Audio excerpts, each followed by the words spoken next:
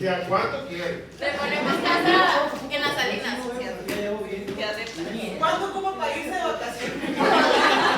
¿Cuánto quiere? ¿Cuánto va a grabar? Bueno,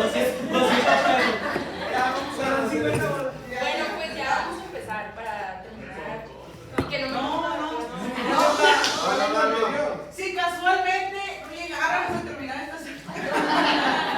digo que Ya se ha dicho que si no alcanzamos a ver los temas esta semana, aunque ya obvio que se nos va a dar tiempo. No viene el examen, pero va a haber examen el viernes, va a haber examen. ¿Pero por qué no viene, pero no vino El viernes porque fue el día que ustedes Y si escogieron. falta. No, pero lo que Bueno, entonces, pues ya, vamos. Pues voy a tratar de explicarlo lo mejor posible para que nos sirva para el viernes este tema. Entonces, pues ayer vimos que hay dos tipos de patrones para hacer el recordatorio. Vamos a ver el hueso y nos vamos a fijar en que hay lesiones tanto líticas como osteoblásticas. Osteoblásticas viene aumento de la radiopacidad y lítico de aumento de la radiotransparencia.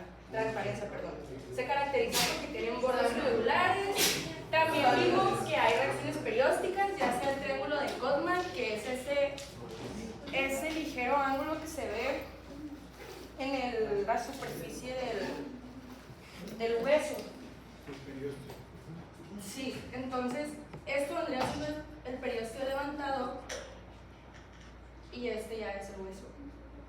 Entonces ahí se forma como un ángulo que vendría siendo la reacción perióstica, triángulo de Codman o ángulo de Codman, y también hay otras como por ejemplo el signo del sol naciente, que son líneas perpendiculares a lo largo de la superficie del hueso. Entonces si lo vemos en el examen, pues lo vamos a describir de esa manera, como el patrón del sol naciente o el ángulo de Codman, por ejemplo, y que tenemos lesiones líticas, tenemos lesiones, o cómo lo describiríamos. Lo anterior. Sí, por ejemplo, La otra es reacción perióstica. Esa es una reacción perióstica. Okay. Esa sería reacción perióstica y hay varios tipos de reacciones periósticas. En este caso es una reacción perióstica en triángulo de Codman o una reacción perióstica en rayos de... A mí me gusta más rayos del sol que el sol naciente, ¿no? Okay, Pero está bien, o sea, cualquiera de esos está bien. Entonces son reacciones periódicas. Antes de la reacción perióstica también ya mencionó la lesión predominante de la imagen, ¿no? En ese caso mencionó una lesión, su ubicación, ¿cuál sería su ubicación en el eje largo del hueso? En la metáfisis de la tibia, ¿no? Y luego en el eje corto o en el plano transverso, ¿qué afecta qué parte o dónde tú ves el epicentro? Pues la lesión lítica, sobre todo la médula, pero también afecta un poquito la cortical. Que afecta la cortical y que es de tipo lítica y plástica, ¿no? Ok, y la reacción perióstica del ángulo de Codman en un hueso inmaduro. Entonces ya con eso ya cualquiera, si me dicen por teléfono, pues ya digo, ay. Para aclarar, ¿sabe? O sea, nosotros sabemos que es un hueso inmaduro porque vemos las láminas epifisiales aquí. O sea, recordemos que en el crecimiento de los huesos largos se forma una interfaz entre la epífisis y la diáfisis que están osificadas para permitir pues, el crecimiento longitudinal del hueso y va a ser cartílago. El cartílago en pues, densidad radiológica se ve más radiotransparente que el hueso. Eso de aquí se llama entonces fisis. ¿Vale? Ya para que se lo aprendan bien. Fisis. Epifisis, metafisis. Esta es la fisis. ¿Sale? Que es lo que a veces, como dices tú, le llaman cartílago del crecimiento. Entonces, pues ya vimos la clase de ayer que pues estuvieron algunas personas, vimos el convencional y el secundario, cómo se van a ver en radiografía. Y ya nos pasamos a otros tipos de histosarcomas porque como les dije, vamos a tener diferentes hallazgos porque hay diferentes subtipos histológicos. Y en el caso del osteoblástico, el osteoblástico también forma parte de los histosarcomas convencionales, pero pues se caracteriza porque su patrón va a ser predominantemente osteoblástico, como su nombre lo indica. O sea, se van a formar masas pues más radiopacas pues en el hueso. Y también otro tipo de osteosarcoma que va a compartir características radiológicas es el central de bajo grado. No creo que nos pregunte de qué subtipo histológico ni nada. Son muchos, son como, sí. mencionó 7, pero son como 30 tantos, ¿no? Pues sí, Según la OMS, pues esos son los 7 que menciona o 9 que menciona. Sí, pero sí son más. O sea, histopatológicamente hay muchas subclasificaciones. Entonces, pero de todas maneras los estoy separando así para que podamos entender mejor al momento de pues estudiar el tema. Y más en esa región, ¿no? El convencional, ¿no? Ajá. Sí, algo que pues se mencionó ayer es que la frecuencia, bueno, la zona de mayor frecuencia de aparición es en la rodilla y pues sobre todo en niños, pero también hay otro tipo en la edad pues adulta mayor. Y bueno, pues aquí estamos viendo una radiografía, no la presenté apropiadamente, de una proyección antero-posterior de la rodilla derecha en un paciente femenino de 10 años, con la fisis, lo podemos comprobar, y presentamos una lesión ebúrea extensa, pues en estas zonas, recordemos, con bordes algo borrosos. No se observa como tal reacción perióstica, o yo no veo, si acaso un poquito así, pero no como tal, y aquí tal vez una pequeña lesión lítica. Algo que mencionaba el artículo es que esto se puede confundir, o bueno, hace hincapié sus diagnósticos diferenciales. Cuando vemos esta radiografía, tal vez podemos pensar en un osteoma. Bueno, ahorita voy a decir por qué no, porque es más diferente de un osteosarcoma, pero también podemos pensar en enostosis. Tanto las enostosis como los osteomas son entidades benignas, que las vemos acá. Esto es una enostosis y esto es un osteosarcoma. De este lado de la enostosis es un crecimiento de cartílago, de hueso cortical dentro de la médula, dentro del hueso trabecular. Y la diferencia o un dato que nos puede sugerir a que sea enostosis y no osteosarcoma es el tamaño, pueden ser pues bolitas más pequeñitas. Y el osteoma, la diferencia con el osteosarcoma, pues el osteoma es la entidad benigna de un tumor de hueso. Entonces va a tener bordes mucho más regulares que en este caso, que son más algodonosos y la extensión pues es mucho mayor. A ver, ¿ese es el osteoma? No, ese es la Esa es la patela. Pareciera que aquí está engrosamiento, ¿no? Pero no se ve muy bien, esta zona está subexpuesta. ¿Ahí te refieres al osteoma osteoide? No, solamente busqué osteoma y puse la primera, la verdad. Sí, no. El osteoma osteoide es una lesión que se parece a esta, que es una zona de mayor densidad que tiene un nidus que se ve como un centro lítico, que clínicamente son esas lesiones que son dolorosas de predominio nocturno y que el dolor cede con el uso de salicilatos. Así me explico. En los osteomas Osteoma osteoide, que tienen un nidus. A veces se ve nada más como una zona de una lesión plástica, y a veces se alcanza a ver el hoyito que está en el centro, que sería el nidus, donde hay, es un nidus vascular, ¿sale? Que es una lesión benigna. Ya deberíamos más o menos obviamente ubicar que si termina en oma, pues es benigno, ¿no? Ok, entonces ella lo mencionó como diagnósticos diferenciales, ¿no? Muy bien. Ahí no, nada más que no, ese no, ahí no se ve en esa lesión, ese es el que veíamos ahí, mira, ahí está la rótula otra vez. Ahí mira, la siguiente, ahí se ve la rótula, la del lado, la A. Ahí se ve, ¿no? No se les vaya a ir. Bueno, y ahora ya pasamos a otro tipo de osteosarcoma. Los que vimos antes son los osteosarcomas intramedulares, o sea, los veamos predominantemente en el centro del hueso, en como le digo, eje transversal, lo veíamos en la médula. Pero ya pasamos a los de superficie. Entonces, este es un osteosarcoma parosteal, que es uno de los osteosarcomas, de mejor pronóstico. Este osteosarcoma, si lo vamos a ver en radiografía, su frecuencia de aparición es sobre todo en la cara posterior del fémur, también más o menos en la metáfisis, y se caracteriza porque van a ser a partir de la capa externa del periósteo. Entonces, aquí tenemos una radiografía de proyección anteroposterior del muslo pues, de una paciente femenina de 20 años, y vemos aquí una lesión osteoblástica, ¿no? Con bordes algodonosos hacia la periferia más que nada, o sea, no vemos tanto invasión hacia la médula. Entonces esto prueba un poquito, ¿no? Que es un osteosarcoma de superficie, pero se hacen más estudios para evaluar eso. Y aquí tenemos una tomografía de un corte o una sección sagital, pues del mismo muslo. Y aquí, si hacemos zoom a esta imagen, podemos ver esta fina línea radiotransparente que separa el osteosarcoma parosteal de la cortical, pues del fémur.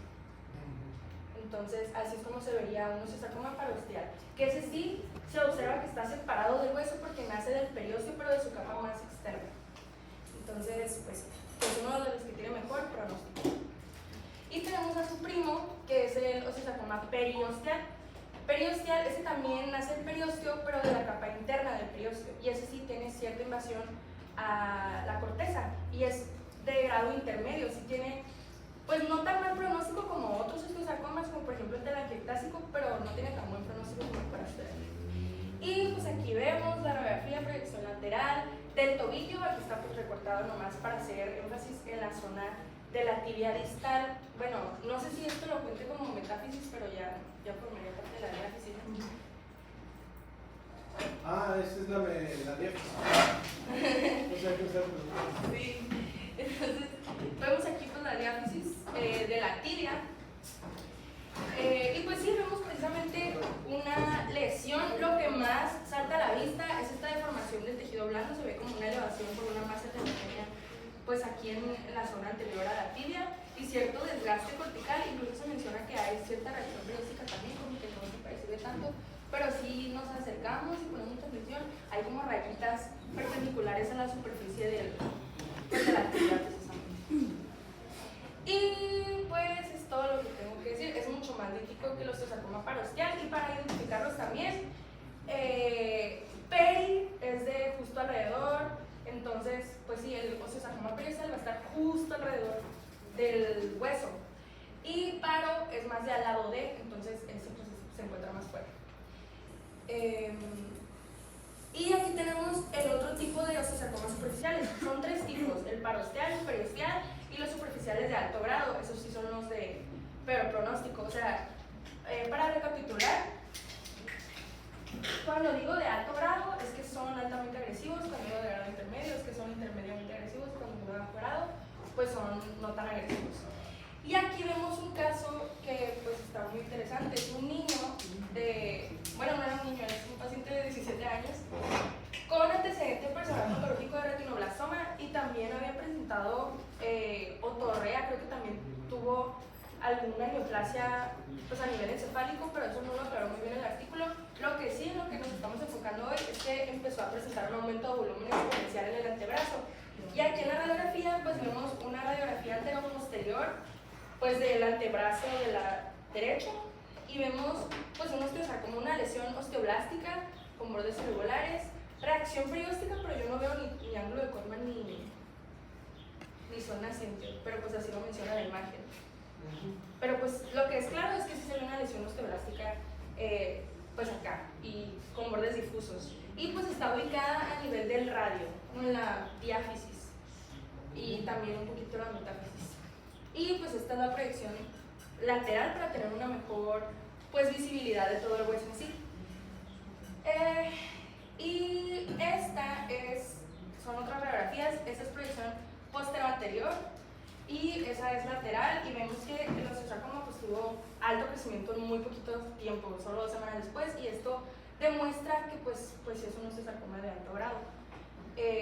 Regresándome un poquito, pues hay otros diagnósticos diferenciales, pero lo más sugerente del osteosarcoma superficial de alto grado, aparte de su alta tasa de crecimiento, también es que suele abarcar todo el hueso, es circunferencial y que tiene gran tamaño, más de 22 centímetros según pues, la literatura. Ahí en la reacción perióstica, si te fijas, es que hay un componente o sea, la corteza está respetada, ¿no? Más bien aquí esto que se está agregando es hacia el periósteo, pues todo eso forma parte de la reacción perióstica. Ah, ok. Cuando no afecta la corteza. No, o sea, la parte que aquí no se ve tan afectada la cortical, ¿no? Pero en esa imagen. Entonces, si está en la cortical, pues es como tal un tipo de descripción, y la ya cuando está por fuera de la cortical ya sería el periósteo, ¿no? Entonces, todo prácticamente el tumor está en el periósteo. Eso es a lo que se refiere ahí. No como tal a una descripción de las reacciones periósticas que se conocen clásicamente como las que mencionaste. Falta la de capas de cebolla también, por ejemplo. Esa no la menciono, la vi, pero creo que la misma sinusitis que en osteosarcoma. No, pero sí también aparece. Un poquito más en esa. Y lo busqué, pero no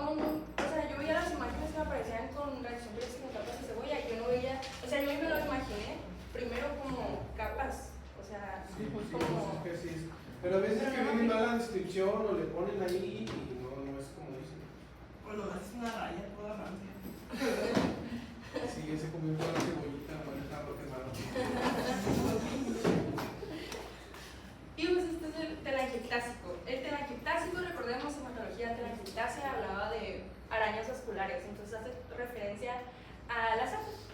Este tipo de osteosarcoma es un osteosarcoma que se caracteriza porque tiene quistes llenos de sangre y áreas necróticas y pues es un cochinero y es altamente agresivo.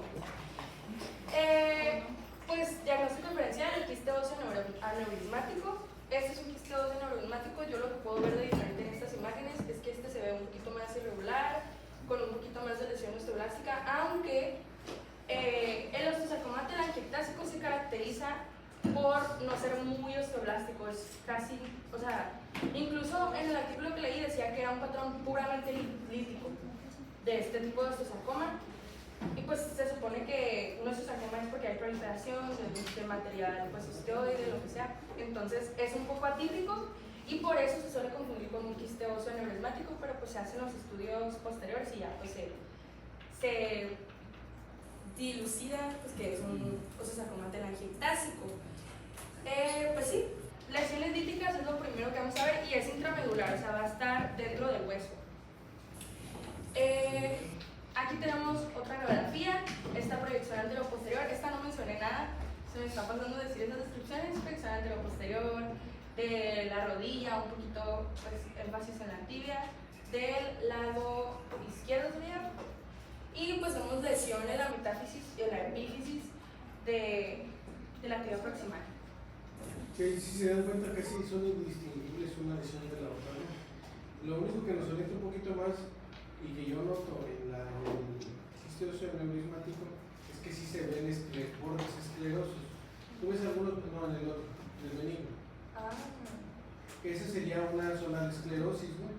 Si lo ven, como que hizo algo de huesito, alcanzó a formar hueso alrededor de la tumoración. Entonces, eso quiere decir, ¿qué creen que quiere decir? No, nos orienta benigno, pero ¿por qué? En la fisiopatología. Pues porque el hueso se sentó. Porque el hueso alcanzó a formar matriz ósea, ¿no? O sea, el hueso tuvo tiempo de responder. En el que veíamos de hace rato de 2 semanas, pues el hueso nunca le va a dar tiempo de formar hueso. Es una lesión que crece muy rápido. Okay. Y ahí vemos otra radiografía de proyección anteroposterior del fondo izquierdo de una paciente femenina de 11 años que acude inflamación, dolor, cuadro clínico de osteosarcoma. Y aquí sí vemos pues, una lesión muy extensa, un osteosarcoma telangiectásico después con los estudios posteriores. Vemos lesiones blásticas y lesiones líticas y una fractura incluso del fémur. ¿Sí es fractura? Fractura del territorio previamente dañado, es correcto. Fractura del territorio previamente. Sí, pues vemos que hay una pérdida completa del eje del hueso. Se acabó la vida. Si bien no se puede ver exactamente dónde está la razón de fractura, pero pues son pacientes que a veces debutan por una fractura. Muy mal por los Voy a ocupar que me cambie la foto. Y dice... No, sí. ¿No? También hay algo que se mencionó que no había visto en los osteosarcomas anteriores, lo de zona de transición amplia. Habla de que la zona de transición habla de la zona en la cual tú delimitas un osteosarcoma del hueso sano. Entonces, si esa zona de transición no está muy clara, se dice que la zona de transición es amplia. Eso es lo que hace referencia, ¿se acuerdan que vimos los 3 tipos de lesiones óseas de acuerdo a la clasificación de Ludwig que les dijo su compañera? ¿Cuáles son? ¿Cuáles anotaron en sus apuntes? Regresa la...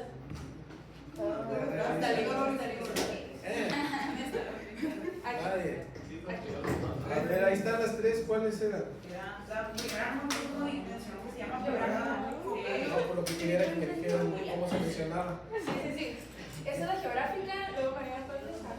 Ahí donde Empieza con la A. Lo acabo de ver aquí, espérate. Empieza con la A. Ya. Voy a repasar. Apolillada. Apolillada. Y esto es la pena. Entonces, una de las características de esas lesiones de entre la 2 y la 3, que todavía empeora es que no tenemos, o que tenemos una zona de transición, como dijo ella, amplia. Hace referencia a que no podemos identificar exactamente el punto donde termina la lesión. Si quieres, ponla, a ver, pásala adelante. La 3 es permeativa. Si yo les digo en esta lesión, que me digan dónde está el borde inferior de la lesión, pues aquí como que parece que por aquí, pero puede ser que me vean más bien como por acá o por acá. Entonces toda esta zona de transición entre el tejido sano y la lesión, mientras más amplia sea, más entraría dentro de la permeativa. Y por lo tanto ese sería un dato de sospecha o de malignidad. Pon ¿qué tenías un quisteo neurismático? Un aneurismático, un poquito más. Aquí en este quisteo neurismático vemos todo el mundo, si nos ponemos a dibujar dónde está el borde de la lesión, todo el mundo va a decir que llega hasta acá. Aquí a lo mejor no se ve tan claro, pero todo el resto de la lesión, todos la dibujaríamos aquí, ¿no? Entonces eso quiere decir que hay una zona de transición bien delimitada, ¿ok? Donde podemos definir dónde empieza la lesión y dónde está el tejido sano, ¿no? Eso es a lo que hace referencia. De mayor sospecha cuando no tenemos una zona clara de transición. Aquí obviamente donde termina el tumor, pues si por radiografía, por aquí, pero incluso si le tomamos una resonancia magnética, seguramente ya trae infiltración un poquito más amplia, ¿no? Pero no alcanzamos a ver bien, ¿no? Bueno, esto ya está exageradísimo. Bueno, ahora sí vamos a ver resonancia, que pues no lo vimos, así que voy a decirles lo importante para poder entender pues los diferentes hallazgos. Entonces, resonancia, lo que nos interesa ahorita saber es cómo se van a ver en las diferentes secuencias. Hagan de cuenta que son como modalidades pues dentro de ese estudio. Las más usadas son T1 y T2. Dale la siguiente. T1, en T1, bueno, ok, la diferencia entre estas es los tipos de tejidos que vamos a poder resaltar en esas secuencias. Entonces, en T1 lo que se va a resaltar es la grasita, es la grasa. Voy a agarrar mucho para acá, porque son videos. Y por ejemplo, acá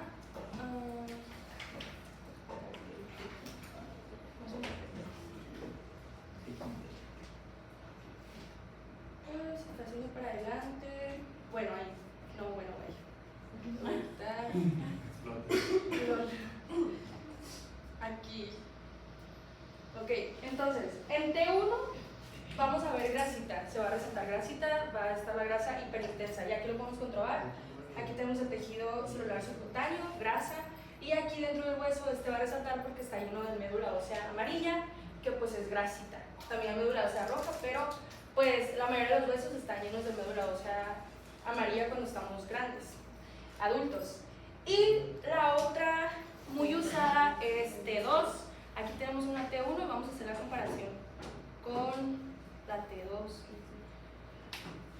En T2, lo que se va a resaltar es también la grasa, pero también el edema, el líquido, sangre, pus. Y es por eso, bueno, a ver, aquí en T1 vemos la grasita y este hueso sano pues se resalta y este no, porque está con edema, con enfermedad. Y en esta que es T2 sí se resalta porque es justo pues ese componente. Entonces se dice que de T1 es una secuencia que nos permite ver anatomía porque precisamente la grasa pues delimita los bordes del cuerpo, también los huesos. Entonces T1 para anatomía y T2 para patología porque resalta edema, agua, pus, sangre. ¿Es correcto? Más o menos. Sí, Más o menos. O sea, más o menos yo les había comentado un poquito. No vamos a escapar al curso. Sí vamos a ver, tengo planteado darles la clase de física de resonancia magnética para que sepan cómo funciona. Pero a grandes rasgos, y como lo estamos viendo, les había dicho que se hace una planificación de las regiones anatómicas para su estudio por resonancia magnética, ya sea en plano coronal, en plano orbital o multiplanar, ¿no? Distintos planos. Y de acuerdo a algo que se llama tiempo de repetición y tiempo de eco, se obtienen diferentes secuencias. Las más típicas secuencias, que es T1 y T2, por ejemplo, nosotros, dependiendo de la enfermedad que vamos a ver, vamos a saber qué secuencias vamos a hacer. Vamos a suponer que para esta enfermedad le voy a hacer T1, T2, T1 contrastado y STIM, y T2 con saturación grasa. Entonces le voy a hacer todas esas secuencias. Durante un tiempo, el paciente todo el tiempo está inmóvil y está dentro de un imán gigante. Entonces en ese imán se va a hacer la secuencia. En ese orden que yo programé, va a empezar a sonar, va a suceder el fenómeno físico que vamos a ver más adelante. Sucede el fenómeno físico y ¡ting!, me sale los cortes de T1 en plano sagital. Luego otro ratito y ¡ping!, sale la información ya con el T1 también coronal. Y luego otro rato trabaja la máquina y ¡ting!, me sale el T2 sagital. Luego T1, T3 coronal. Y así, dije 3, no, el T2 coronal. Entonces, el T1, que es donde se suele usar el video de contraste, el gadolíneo, después ya le paso un gadolíneo y otra vez me hace el T1 con contraste, ¿no? Y así. Entonces, aquí el asunto es que en cada enfermedad se valora en diferentes secuencias, ¿no? Puede ser que a lo mejor para una rodilla, para un ligamento en específico, para el ligamento cruzado posterior de la rodilla, donde yo estoy sospechando que ese es mi padecimiento del paciente, sé que esa la tengo que hacer un T2 con saturación grasa o un STIM, exactamente en qué eje debe ir el corte, en el eje del ligamento, para saber si sí está lesionado y qué tan lesionado está. Pero eso ya es información que nosotros como radiólogos manejamos. No tiene caso que ustedes sepan para cada enfermedad cuáles son las secuencias que se suelen utilizar. Pero normalmente, similar a la tomografía, lo que les puedo adelantar, lo que les puede servir a ustedes es saber que, así como hay tomografía simple y contrastada, también hay resonancia magnéticas en fases, en todas las secuencias que vimos, y aparte en secuencias con contraste, que normalmente la que se utiliza con contraste es la T1. ¿Ok? Hay incluso angioresonancia magnética donde ni siquiera se utiliza el medio de contraste, es algo más avanzado y en equipos más sofisticados, lo cual es mejor, ¿no? Obviamente. Entonces, no se hagan bolas en que, porque ella decía de lo de la grasa, pero pues qué chiste si aquí también se vino la grasa igual, ¿no? O sea, no. Nosotros nos identificamos ciertos cambios en cada cosa, ¿no? Aquí en este caso que podemos resaltar en específico es que aquí estamos viendo cómo se está extendiendo el edema, porque el T2, como sí dijo su compañera, nos ayuda a ver el líquido, y podíamos ver en la imagen anterior esto, cómo se extiende el edema a través de los distintos tejidos blandos, y hasta dónde es posible que la tumoración esté infiltrando. Si se fijan, aquí no se nota tanto, aquí sí se nota un poquito más, o sea, es más fácil verlo. Va a haber enfermedades que van a ser más evidentes en unas secuencias que en otras, ¿sale? Si yo quiero ver una zona donde no haya perfusión, pues voy a buscar una secuencia en específico. Si quiero ver edema transeptimario en la cabeza, voy a ver otro tipo de secuencia, ¿no? Entonces, no se hagan mucho bolas en eso. Aquí lo importante es que, si se dan cuenta, en la tomografía nada más se ve el hueso donde está roto y los tejidos blandos aumentados de tamaño. Pero aquí sí alcanzamos a ver, por ejemplo, unas zonas de hemorragia, unas zonas de líquido que había en la imagen que estaba aquí. Esto que si se dan cuenta aquí sería el reemplazo de la médula ósea por una tumoración sólida que está haciendo un efecto de expansión en el hueso. Esto que sería la cortical, en lugar de estar así como aquí, que en el núcleo compartido sano, ahora está más grande, o sea que desde el centro del hueso lo está expandiendo, lo está ampliando, lo está insuflando, dicen algunos libros, ¿no? Y aquí, a ver, mueven aquí. Aquí veíamos unas zonas de líquido o zonas quísticas, ¿no? O de hemorragia, mira, esta. Aquí vemos hasta un nivel líquido, donde puede ser una zona de sangrado, ¿no? Donde estos son los elementos formes de la sangre, esto sería el suelito de la sangre, ¿no? Entonces, hay muchas cosas que comentar al respecto, pero escapan un poco, ¿no? Pero aquí lo que hay que ver es que todo esto que está edematizado normalmente se puede considerar que pudiera estar infiltrado, ¿no? Nada más. Entonces, bueno, estas radiografías ya fueron explicadas. Me voy a regresar nomás a esta para también retomar. Y nada más déjame comentar una cosa más. ¿Se acuerdan que la resonancia magnética es muchísimo mejor la tomografía, pero para valorar el hueso, la cortical, si lo que quiero ver es una fractura?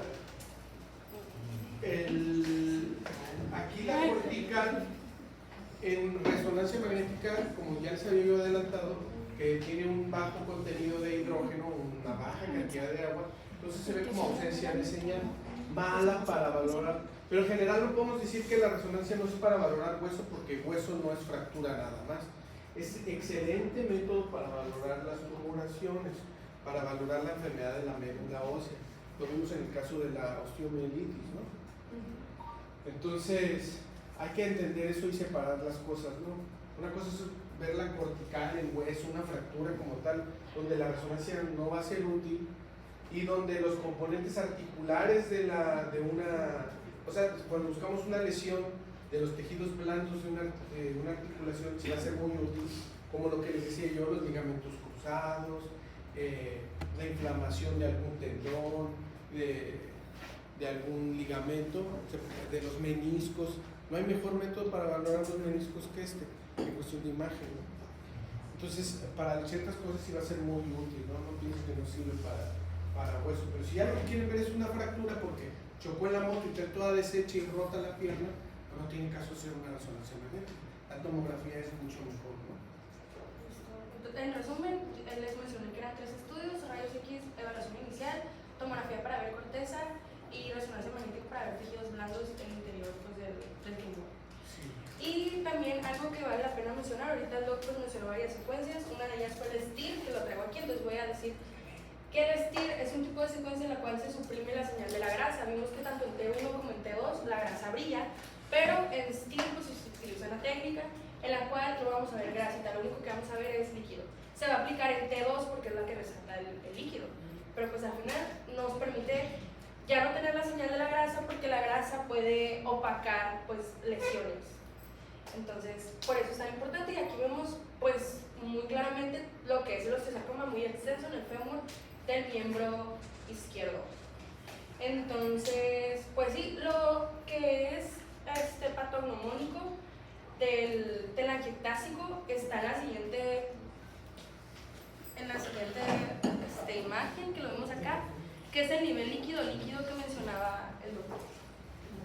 O sea, se ve claramente como hay una línea horizontal que separa los componentes densos de la sangre, las células, y arriba está el sobrenadante o el de la sangre, el plasma. Y también el telangiectásico, aquí vemos también muy claramente que hay como bolitas en diferentes secciones del tumor, que son los quistes que tienen contenido necrótico dentro, entonces por eso se ven de esta forma. No sé si hay alguna otra entidad que también mimetice pues un telangiectásico que se parezca así, pero según lo que yo leí, esto es pues altamente sugerente de un osteosarcoma telangiectásico porque es muy característico que haya los quistes llenos de sangre. Y también hay lesión en tejido blando. Esto ya sería pues un tumor como tal en el tejido blando, ¿no? O sea, Sí, es una tumoración principal. y pues así, toda esta es una lesión. ¿Cómo le describiríamos el examen? Por ejemplo. Yo les pondría una radiografía. Es que no van a ver ustedes resonancia magnética, ¿no? En ese caso. O sea, pudiera ser que les preguntara qué otro estudio le haces y de ahí tengan que poner resonancia magnética. O que les pusiera a las imágenes de la radiografía y de la resonancia magnética, pero obviamente que aquí lo que estamos viendo es una tumoración en el hueso, en el fémur. Nada más con eso es suficiente que diga. ¿Vale? Y pues aquí vemos la comparación, o sea, al mismo nivel más o menos, en T1 y en T2, como aquí no está resaltado, pero sí se ve una apariencia heterogénea, sí se ve algo rarito, una masa, y aquí pues ya está mejor resaltada y podemos diferenciar entre el contenido necrótico, el contenido lleno de sangre o de edema, etc. Si ustedes, ¿qué es lo principal que tendrían que hacer en este caso, obviamente, en lo clínico? Pues buscar datos, interrogar a su paciente si no tiene datos de osteomielitis, que habíamos dicho que puede simular, o datos de la tumoración. Pues hay otro osteosarcoma, también resonancia magnética. De este lado tenemos la radiografía, parece un quiste óseo, porque sí tiene bordes escleróticos, ¿no? Por acá, abajo. Aquí abajo nada más, pero sí. Entonces recordar eso. pero es una lesión lítica pues de gran extensión y ya vemos aquí el corte transversal en resonancia magnética y vemos también los quistes óseos llenos de contenido líquido y vemos una masa un poquito más heterogénea pues en la parte anterior. Sí, el componente sólido ahí es el que más destaca porque justo la imagen que donde está la estrellita nos orienta más a un quiste óseo radiográfico. Es multicameral con nivel de líquido, pero eso escapa Multicameral, casi multicameral. con muchas cámaras.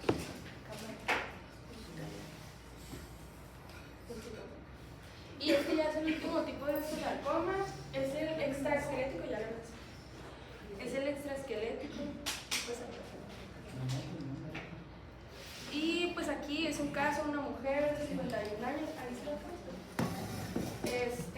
Y pues aquí lo podemos ver, está señalado con la flechita, así no van a ver mis casos. No se preocupe, preocúpese por todo. Ok.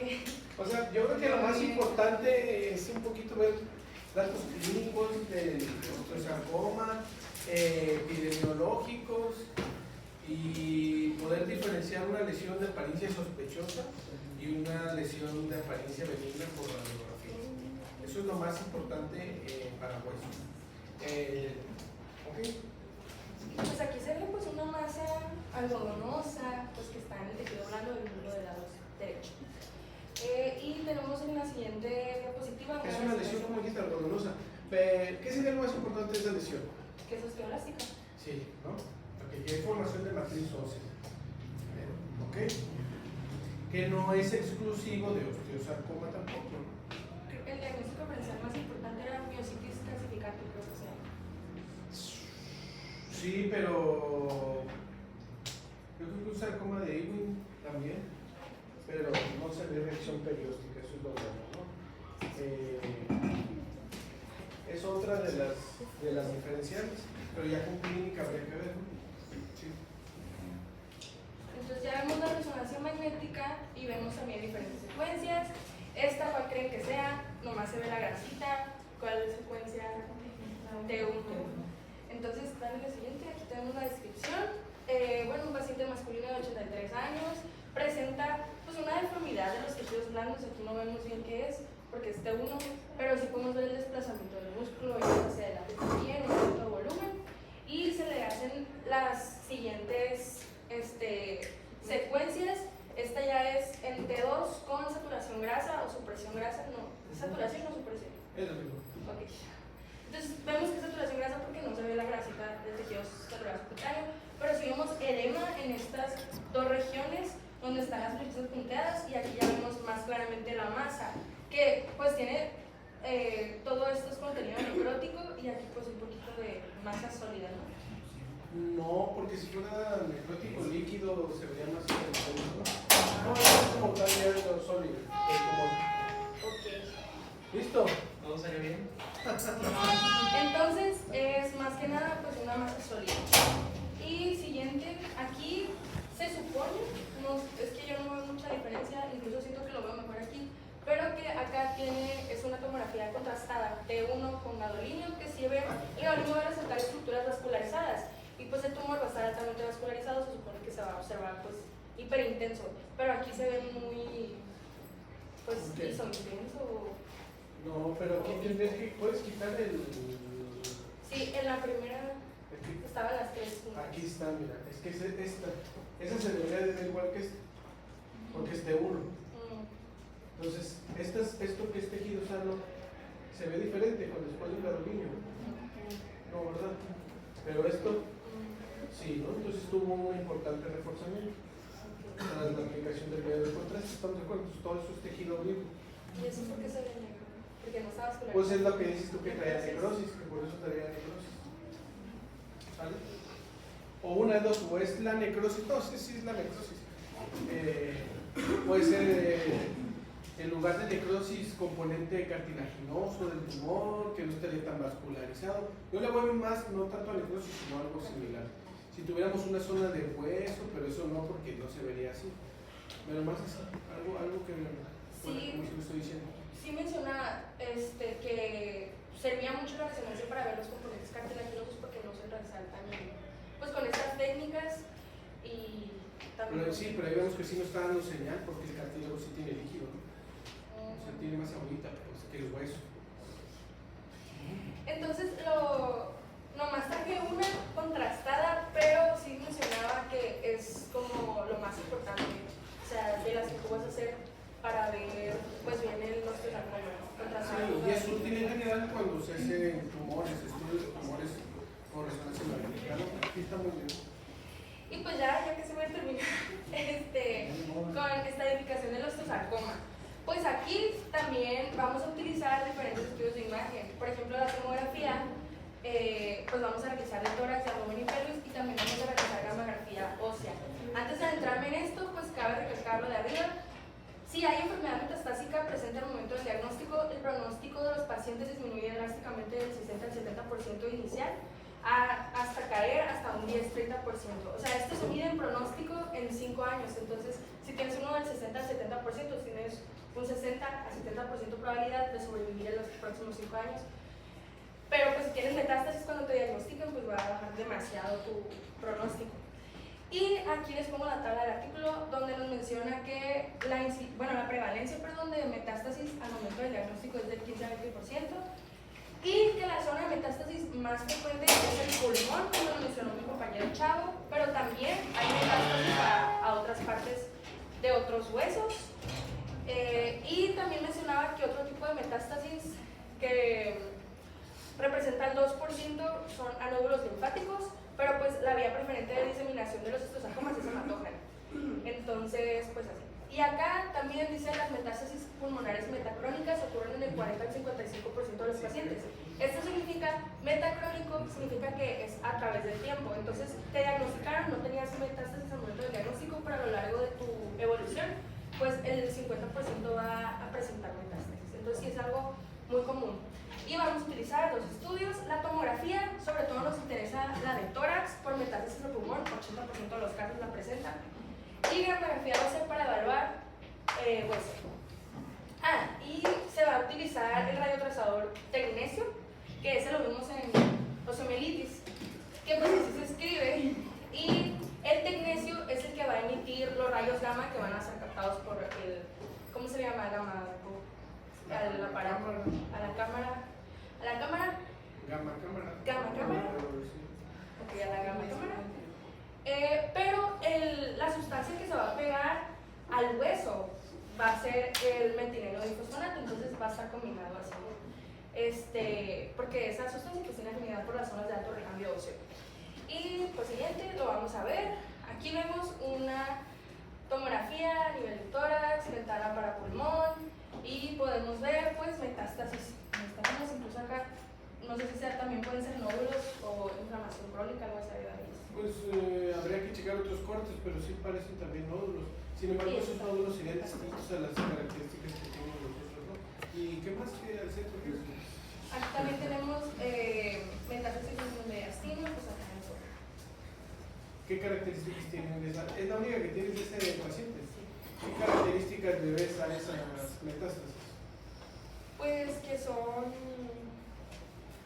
¿Cuál era el término de tomografía? ¿Alguien me ve alguna característica que sea diferente a otras metástasis que hay en esto? Pues yo veo, o sea, lo descartaría de la adenocarcinoma, porque según yo la adenocarcinoma, las bolitas como las que se ven acá de los nódulos son más hacia el centro o más relacionadas con el ilio. Pero nada más, pues así está bastante diferente, igual a los otros tipos de cáncer que hay. Sí, bueno, en este caso, obviamente que se tiene que hacer una correlación clínica. Tenemos a un paciente con un primario de hueso y le vemos nódulos múltiples. La causa más frecuente de nódulo pulmonar múltiple en un paciente pues es metástasis, ¿no? Entonces, aquí la característica que hubiera querido migrar es que son metástasis calcificadas, ¿no? O sea que ahí no se ve muy bien porque es ventana para pulmón, pero casi estoy seguro que estas lesiones están produciendo matriz ósea. A ver, regrésate una, y aquí le puso, el 60% van a ser calcificadas. No es muy común ver metástasis de estas características. Entonces, cuando vean metástasis en una radiografía de tórax, que son isodentas a hueso, son densidad hueso, pues habrá que buscar, ya tenemos las lesiones, habrá que saber de dónde viene el cáncer, entonces habría que buscar el hueso. O sea, yéndonos al revés. Ok, tenemos una lesión metastásica ya toda fea en el mediastino y los otros nódulos que no comparten la apariencia con eso, por eso yo pienso que esos no son metástasis, porque se esperaría que la mayoría, normalmente a veces que sí, por ahí hay una que no sea calcificada, pero cuando están así, la mayoría son así, no calcificadas. Luego. Y pues ya la gamografía, donde se utiliza ese radiopasador. En este caso aquí se utilizó el de glucosa, pero ese sí es el tecnesio. Y pues vemos diferentes puntos, son estas zonas que se ven pues más opacas, o cómo se describen. Que se ven Hipercaptantes. hipercaptantes. Y sí, pues lo demás hipocaptantes. Entonces todo esto pues es metástasis ósea. En este caso no así pues lo busqué y eso me apareció. No como tal es un caso de osteosarcoma, pero sí hay diferentes focos de lesión. No era osteosarcoma. Ya. Nada más que te enseñé ya, ¿no? A ver. Y ya, este es el último, este es el osteosarcoma y aquí está la lesión. ¿Te venían a